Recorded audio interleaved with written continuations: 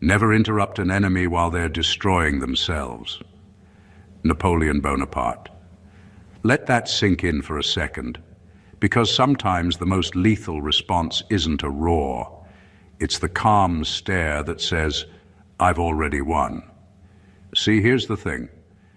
When chaos tried to drag you into the mud, you didn't wrestle. You adjusted your crown, zipped your lips, and let time do the talking.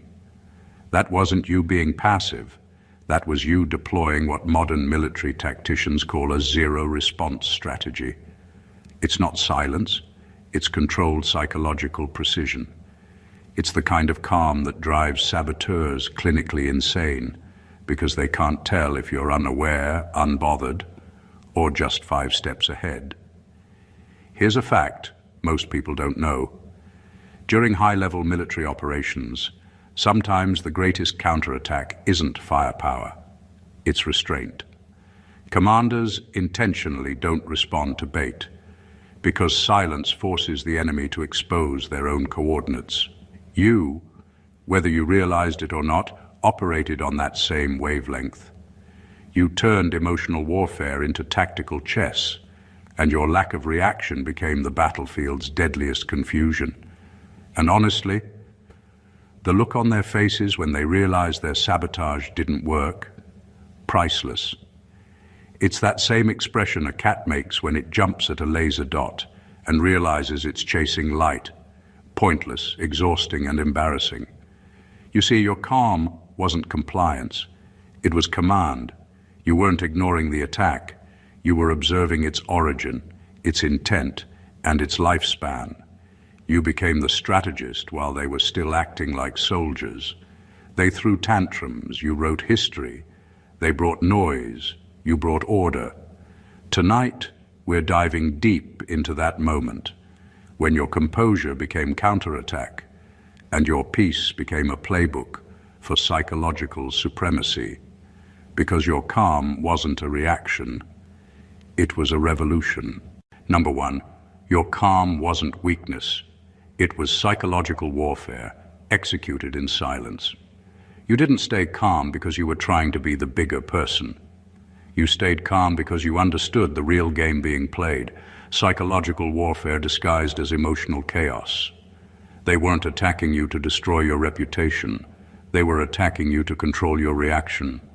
Every insult, every rumor, every setup was crafted to make you lose composure so they could point and say, "See, that's who they really are." But you didn't give them that luxury. You refused to play their emotional circus, and that's what broke their entire strategy. Your calm wasn't peace, it was precision. You were running mental calculations in real time, reading energy, observing tone shifts, watching motives surface and collapse. You saw through the layers, not with rage but with quiet accuracy. You understood that when people can't reach you emotionally, they lose their tactical leverage.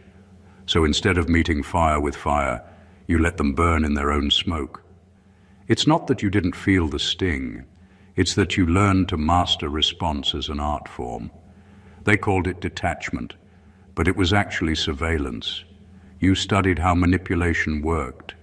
You learned that every emotional reaction is data, data that reveals your weaknesses, your patterns, your limits.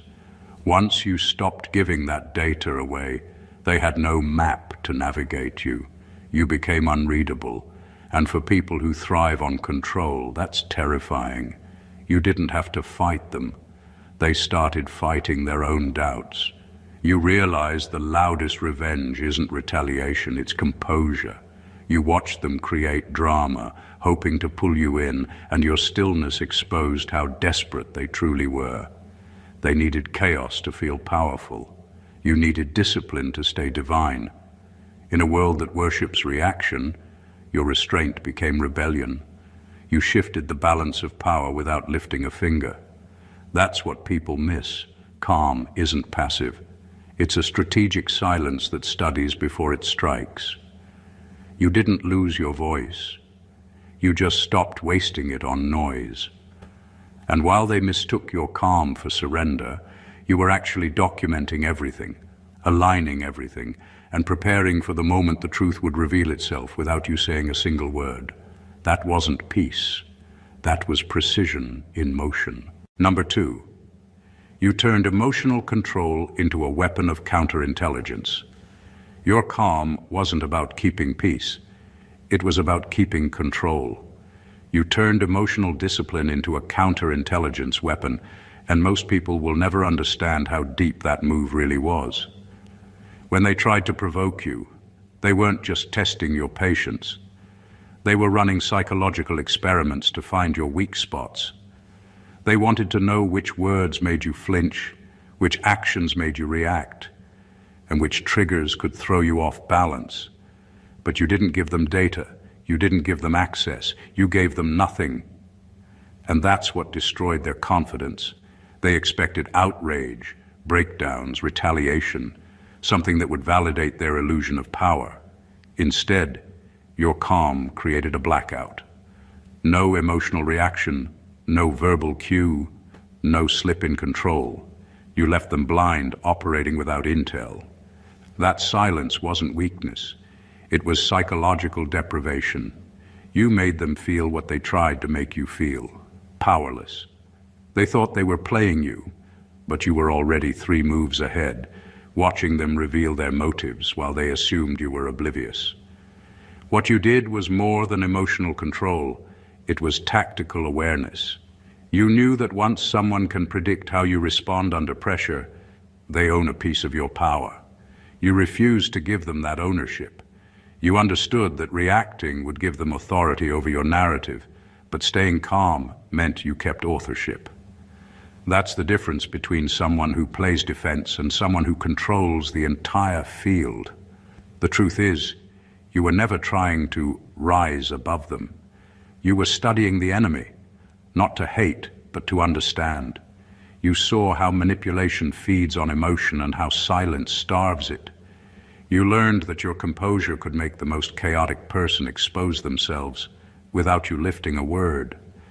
And when they finally started unraveling, when their energy turned frantic because they couldn't get a rise out of you, that's when you knew you had already won.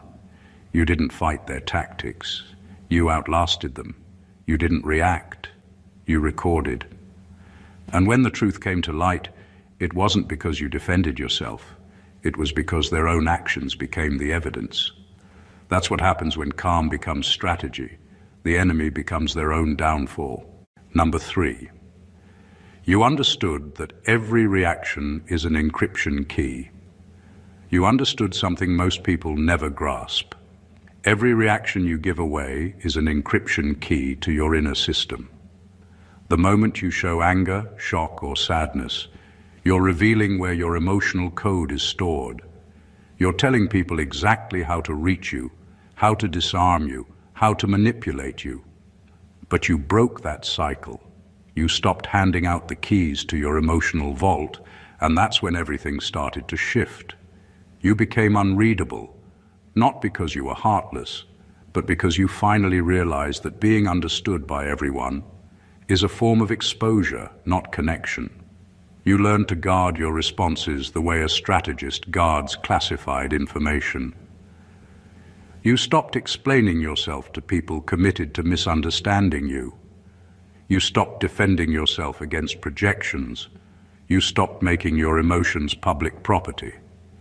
That shift confused them, because the moment they couldn't predict you, they couldn't control you.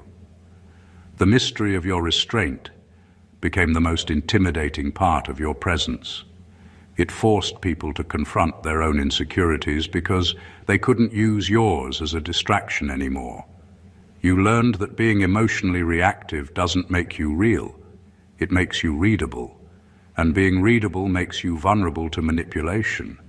So you built an internal firewall. Every insult, every accusation, every bait was filtered through awareness instead of reaction. You began to notice the pattern. People would test your boundaries not because they wanted truth, but because they wanted leverage. But once you stopped responding, they lost their grip. Their power came from your reactions, and you took that away. Your calm wasn't silence. It was encryption.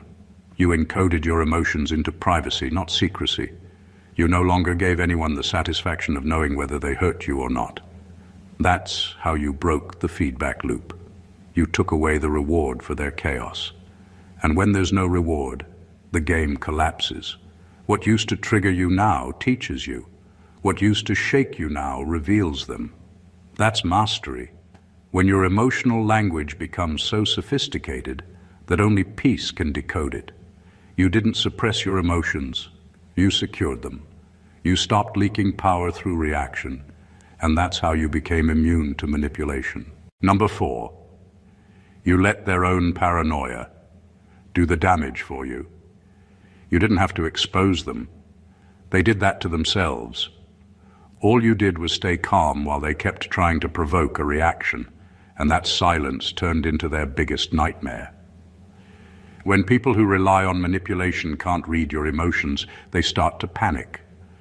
Their entire sense of control depends on being able to predict how you'll respond. But when you give them nothing, their mind becomes their own worst enemy. They start running mental simulations, replaying every interaction, wondering if you know something they don't.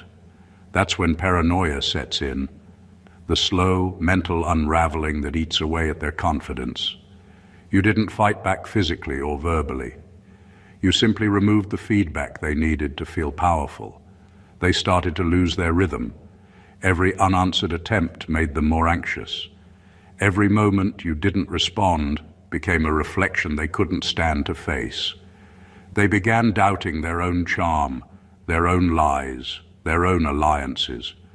The silence became too heavy to carry. And that's the genius of psychological restraint. It makes people expose their instability without you ever having to say a word. Your calm made them suspicious of each other. They couldn't understand how you were still composed after all they tried. To them, it looked like confidence. To you, it was simply clarity. But they took that clarity as a threat. In their minds, they began believing you had backup plans, secret knowledge, or hidden power, when in truth, your strength came from being grounded. That fear of your unseen advantage made them turn on each other, each one trying to find out who leaked what, who messed up, who underestimated you first. They started fighting shadows that only existed in their heads. By doing nothing, you did everything. You forced them to face the one enemy they could never outsmart, their own conscience. They tried to play mind games with someone who wasn't even playing. You didn't trap them. They walked into their own psychological maze and got lost. That's the quiet kind of victory that doesn't make noise but leaves an echo. The kind that reminds everyone that true power doesn't need to react. It just needs to remain still long enough for truth to do the talking.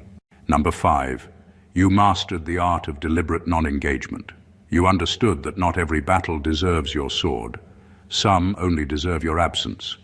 Non-engagement to you wasn't passive. It was precision. You realized that reacting to every provocation was how people got trapped in cycles they were never meant to be part of. Instead of fighting to prove a point, you made a higher level move. You stepped out of the game entirely. You learned that energy is a currency, and anyone who spends it on nonsense ends up spiritually bankrupt. So you didn't engage, not because you were weak, but because you refused to finance foolishness. The beauty of your approach was how it flipped control. The moment you stopped playing, they lost their ability to manipulate the board. They had no opponent, no audience, no validation. Their entire scheme depended on your participation. And when you withdrew, their power crumbled. You watched them punch at air, exhaust themselves, and eventually turn on each other out of frustration. You understood something profound. Energy always returns to its source, and if you don't absorb their chaos, it will consume them instead. Non-engagement became your weapon. You used silence as a mirror, letting their behavior echo back at them until they couldn't stand their own reflection. You let people misjudge you, underestimate you, even mock your calm, But while they were wasting time trying to provoke you, you were gaining clarity, strength, and wisdom. You weren't avoiding them. You were studying them. You saw how desperation looks when it's starving for attention. You saw how people expose their true selves when their manipulation stops working. And through it all, you kept your posture steady, your focus sharp, your peace intact. That's why your victory felt so effortless. You didn't overpower them. You outlasted them. They came to drain your energy, but you stayed in your lane and let natural law handle what ego couldn't. When you finally moved, it wasn't out of anger. It was out of alignment. That's what true mastery looks like, knowing when not to fight. Because real warriors understand that sometimes the most powerful strike is no strike at all, just patience, precision, and the quiet confidence of someone who knows that time will always finish the battle for them. Number 6, you realized chaos requires an audience, and you withdrew the stage. You figured out what most people never do. Chaos only works when someone's watching. The moment you stopped giving it attention, it started gasping for air. Sabotage feeds on reaction. It lives on drama, gossip, and emotional spectacle. You realized that your energy was the stage where their act came alive. So you walked off.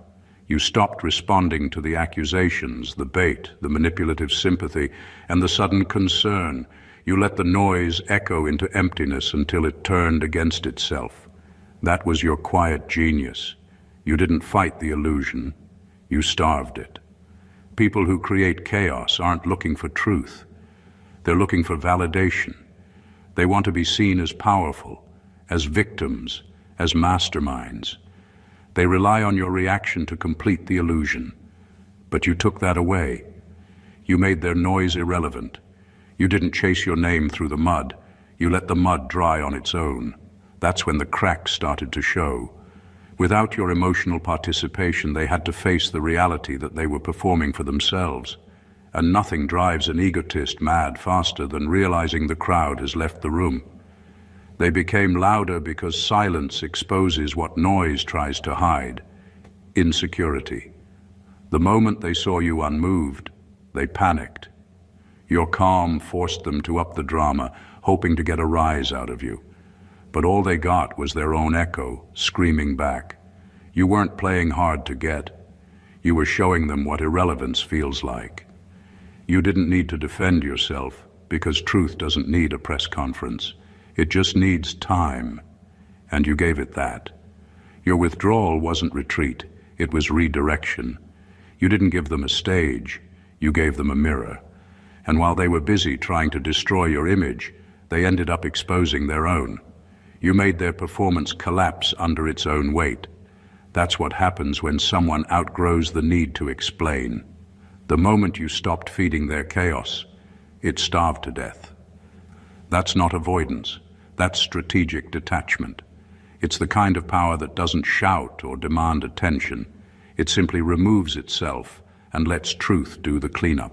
Number 7, you weaponized emotional economy. You learned that emotions operate like currency.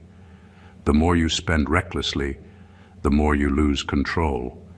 You saw how easily people go broke chasing validation, pouring their energy into arguments, drama, and proving points that never needed proving.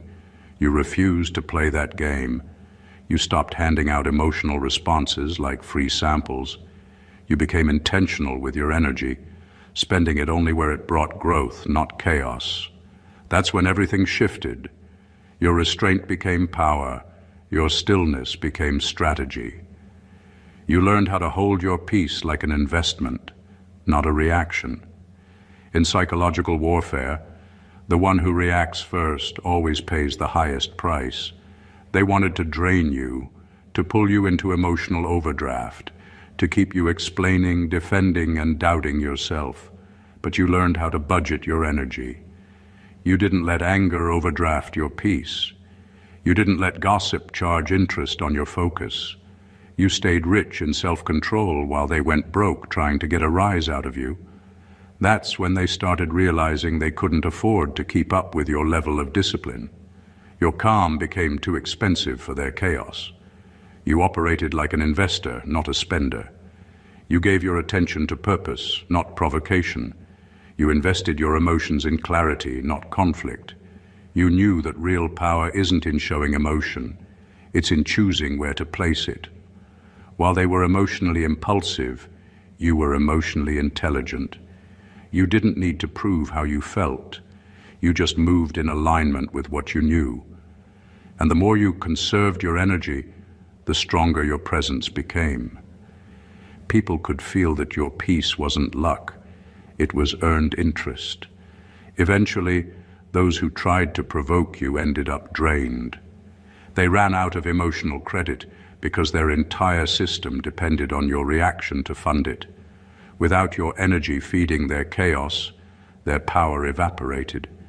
You watched them collapse under the weight of their own emotional debt, while you stood calm, stable, and unbothered. That's what happens when you understand emotional economics. You stop making withdrawals from your peace account just to pay attention to people who can't afford your silence. You stayed rich in self-control, and that wealth can't be stolen. Number 8, you became the case study for controlled detachment. You didn't detach because you stopped caring. You detached because you stopped allowing people to use what you cared about as leverage. There's a massive difference between being cold and being controlled, and you mastered that difference. You understood that as long as your emotions were tied to people's opinions, their presence, or their approval, you were at risk of being manipulated. So, you started cutting cords. Not to isolate yourself, but to reclaim ownership of your peace. You stopped reacting to the emotional strings they tried to pull, and that made you unpredictable. They couldn't guilt you, flatter you, or threaten to withdraw love anymore. You took away every button they used to press, and suddenly, they couldn't operate your system. Your detachment wasn't heartlessness. It was emotional intelligence at its finest. You realized that connection without boundaries is bondage. People confuse love with control, loyalty with compliance, and empathy with weakness. You saw through that illusion. You learned to give without losing yourself, to listen without absorbing, to care without being consumed. That's controlled detachment, the ability to remain emotionally aware but spiritually untouchable. You didn't build walls, you built filters. You stopped letting everything and everyone have unrestricted access to your mind. That's not indifference. That's discipline. The power of your detachment showed in how you responded to chaos. What once would have shaken you now barely made you blink. Not because you didn't feel, but because you learned that reacting gives energy to what doesn't deserve it. You started seeing through people's tactics, how they used guilt to manipulate, confusion to control, and drama to dominate. You detached from those hooks one by one. You rewired your attachment from people to purpose. You stopped chasing closure and started protecting clarity. In that shift, you became untouchable. Not because you built armor, but because you mastered balance. You could love deeply but never lose yourself. You could forgive without returning. You could walk away without resentment. And that's the essence of controlled detachment. Not freezing your heart, but training it to remain steady no matter who tries to shake it. That level of composure can't be faked. It's the kind of power that only comes from surviving emotional manipulation and choosing self-respect over reaction. Number 9, you understood silence. Isn't the absence of action, it's the presence of power. Your silence carried weight. Not the kind that comes from fear or surrender, but the kind that comes from knowing your energy is too valuable to be wasted on noise. You understood that silence isn't passive, it's the highest form of control. You weren't quiet because you were weak. You were quiet because you knew exactly how much power a withheld word carries. While others shouted to prove their point, you learned that truth doesn't need to scream. It only needs to stand. That's why your silence unsettled them so deeply. It wasn't absence. It was authority. You reached a point where you realized that speaking to certain people is like explaining sunlight to someone committed to the dark. You stopped pouring wisdom into ungrateful minds. You stopped giving explanations to those who twisted your words. That silence wasn't avoidance, it was self-preservation. You stopped letting your clarity become their confusion. You chose not to argue, not because you couldn't win, but because the prize wasn't worth the energy. Your peace became your response. They thought they were punishing you by ignoring you back or talking over you, but you had already left the conversation in your mind. You were operating on a frequency where noise couldn't follow. Your silence exposed what their words tried to hide: insecurity, guilt, and chaos. You made them uncomfortable because your stillness held a mirror to their disorder. They couldn't figure out whether you were calm or calculating, so they projected both. But that's what power looks like, when your restraint becomes their confusion. You didn't need to explain yourself anymore. You had already reached the level where your presence spoke louder than any defense could. Silence became your filter. It revealed who could handle depth and who only craved attention.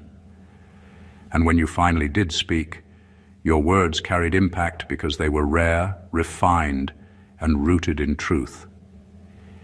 You taught people that your silence was never emptiness. It was fullness, the kind that comes from self-mastery, from understanding that not every situation deserves sound. You stopped talking to prove your worth because your peace had already done that for you. That's when your silence stopped being misunderstood. It started being feared. Number 10, you played the long game when they were addicted to immediate results. You understood that real power doesn't rush. The people who tried to sabotage you were operating from desperation. They needed quick wins, fast reactions, and visible results. Their moves were loud because they were insecure. Yours were quiet because they were calculated. You were never in a hurry to prove a point or to clear your name. You let time become your witness. You knew that truth doesn't panic and karma doesn't sprint. It arrives on schedule with receipts. So while they were busy making noise in the moment, you were setting the stage for the outcome. You were building a foundation so stable that no rumor, manipulation, or lie could outlast it. You saw through their impatience. You realized that sabotage thrives on immediacy, the need to see you crumble right now, the desire to feel powerful instantly. But you didn't play that short game. You were patient because you trusted the process. Every calm move you made, every time you walked away instead of arguing, every time you said nothing when you could have exposed everything, those were long-game decisions. You let their actions accumulate into evidence. You let their impatience reveal their pattern. They mistook your quiet for indecision, but you were actually collecting proof through time. Playing the long game means sacrificing the satisfaction of being right today for the power of being undeniable tomorrow. You didn't need to rush revenge because you understood that exposure hits harder when it's natural, not forced. You weren't trying to destroy them. You were letting them destroy themselves while you matured in silence. You didn't need to fight for validation because patience had already chosen sides. When truth finally started surfacing, it wasn't dramatic. It was mathematical. Every lie they told compounded like bad debt, and every act of restraint you showed became interest earned. You mastered time as a weapon. You realized that emotional people rush outcomes, but wise people build inevitability. You waited because you understood that endurance always beats impulse. Now, as everything unfolds, it's clear. Your patience wasn't passivity, it was prediction. You weren't behind, you were ahead, just unseen. That's the beauty of playing the long game, and when it's checkmate, it's too late for them to move. Number 11, you made exposure look like self-destruction. You mastered the art of letting people hang themselves with their own rope. You didn't chase exposure. You let it unfold naturally through their own compulsions. The truth is, people obsessed with exposing others often end up revealing more about themselves than anyone else. You understood this psychological flaw, that those who crave control will always overstep when they feel unchallenged. So you gave them space to overstep. You stayed calm while they burned through their credibility. You knew that stillness would make them reckless because they mistook silence for weakness. That's when they started talking too much, lying too boldly, and scheming too publicly. You didn't rush to defend your name because you realized that defense is often a distraction. The moment you start explaining yourself, you validate their accusations. Instead, you let truth sit quietly in the background while lies exhausted themselves trying to be believed. You played the waiting game with surgical precision. You let their need for attention turn into self-exposure. They became addicted to proving something that didn't exist, and in that obsession, they created their own evidence. Every exaggeration became a contradiction. Every manipulation created a witness. Every smear campaign eventually looped back to its author. You didn't need revenge, you just needed time. Because when deception spirals unchecked, it collapses under its own weight. You let their ego become their downfall.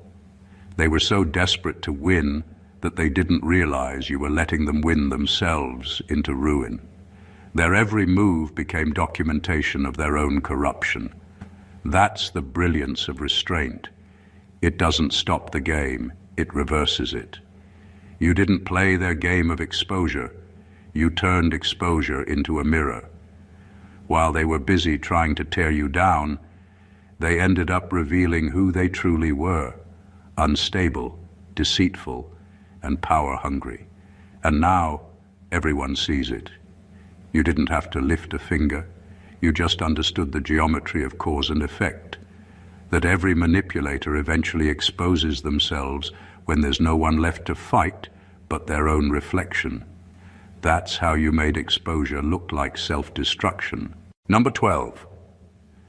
You proved that the mind is the strongest shield when the soul is anchored.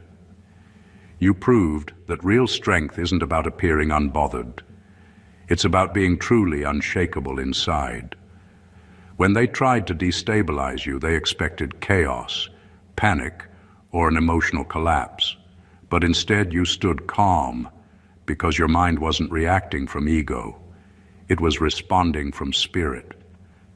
That's what happens when a person's soul is anchored. You don't chase peace, you are peace. You don't crumble when attacked. You process it like data, not drama. You read every manipulation as information, not intimidation. And that's what scared them. Your stability became their exposure. They tried to play with your mind, but your emotional intelligence made their strategies useless. You had done the inner work long before the sabotage began. You had built a mind disciplined enough to observe pain without becoming it. They came at you thinking you'd fight back the way everyone else does, with noise, defense, and reaction.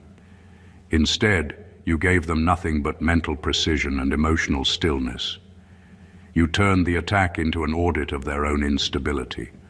What they didn't understand is that when the soul is rooted, the mind becomes an instrument, not a battlefield. You stopped living in reaction mode and started operating from alignment. You knew exactly where your peace came from, and it wasn't people, approval, or circumstances. It was your connection to truth. You learned that when your soul has roots, you don't fear storms. You use their wind to strengthen your foundation. That's why you grew more powerful through adversity. Every attempt to throw you off balance only revealed how centered you really were. Sabotage only works on people who still need to prove something. You didn't. That's why their attacks lost power. They couldn't manipulate what they couldn't move. You taught them that mental clarity is divine armor, and spiritual grounding is the generator that powers it. They learned the hard way that no weapon formed against a grounded soul can prosper, not because the weapon isn't real, but because it can't pierce a mind that's been fortified by truth. You didn't just survive sabotage, you redefined what protection looks like. You made it clear that when the mind is your shield and the soul is your anchor, no storm can uproot you. Number 13. You became an unwilling mirror that revealed everyone's true nature. You didn't have to expose anyone. Your presence did it for you. The way you stayed calm, detached, and emotionally balanced became a mirror that people couldn't hide from. The truth is, everyone reveals themselves when faced with neutrality. You didn't provoke reactions. You simply gave people the space to reveal what was already inside them. Those who carried good intentions found comfort around your silence. They felt seen without judgment and understood without words. But those who came with hidden motives couldn't handle it. Your calm stripped away their disguises. They mistook your stillness for arrogance because it reflected back their own insecurity. They said you were too distant, but what they were really saying was, I can't manipulate you. You didn't need to expose their hypocrisy. Your energy did it automatically. The calmness you carried functioned like truth serum. It pulled out people's real nature without confrontation. That's why some people suddenly turned against you for no clear reason. Your peace made them uncomfortable. Your composure triggered the chaos they were hiding. When you stopped matching their energy, they no longer had a script. Your lack of emotional reaction forced them to hear the sound of their own noise. The more you stayed neutral, the louder their inner turmoil became. That's the irony. Your calm didn't silence them. It made their dishonesty echo. You showed that neutrality isn't weakness. It's psychological power. It's how light exposes darkness without fighting it. You didn't absorb their energy. You reflected it back unfiltered, and that transparency terrified them. They wanted to call you cold, but what they were really seeing was their own emotional immaturity projected onto someone who refused to play their game. They couldn't categorize you, so they criticized you. Yet, every insult they threw only confirmed what you already knew. Your stillness was their test. You became a human mirror that forced accountability. And the truth is, people who live in truth felt at peace in your energy, while those who live in lies felt punished by it. You didn't need revenge or exposure. You just needed to stand still long enough for people to reveal who they really were in your reflection. Number 14. You showed that true power doesn't announce itself, it watches. You understood something most people never grasp.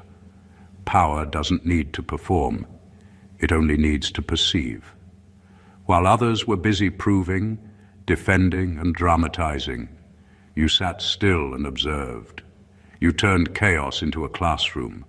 Every insult, every manipulation, every attempt to bait you was data. You became a living archive of human behavior, watching, noting, decoding.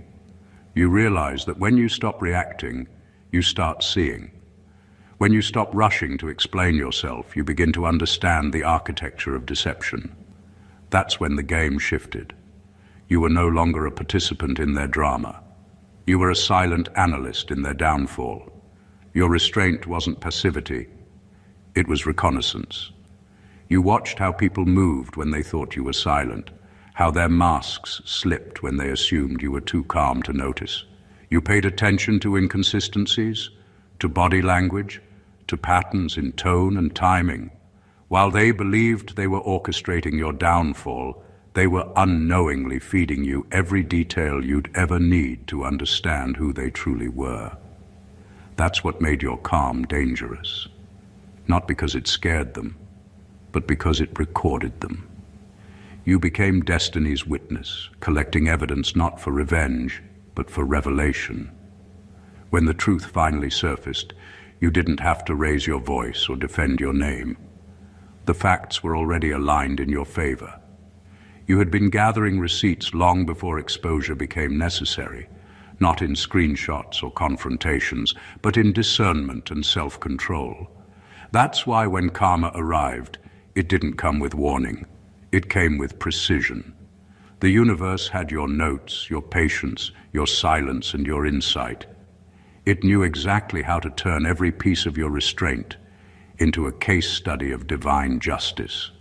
They thought you weren't paying attention, but you were taking notes in the language of energy and intention.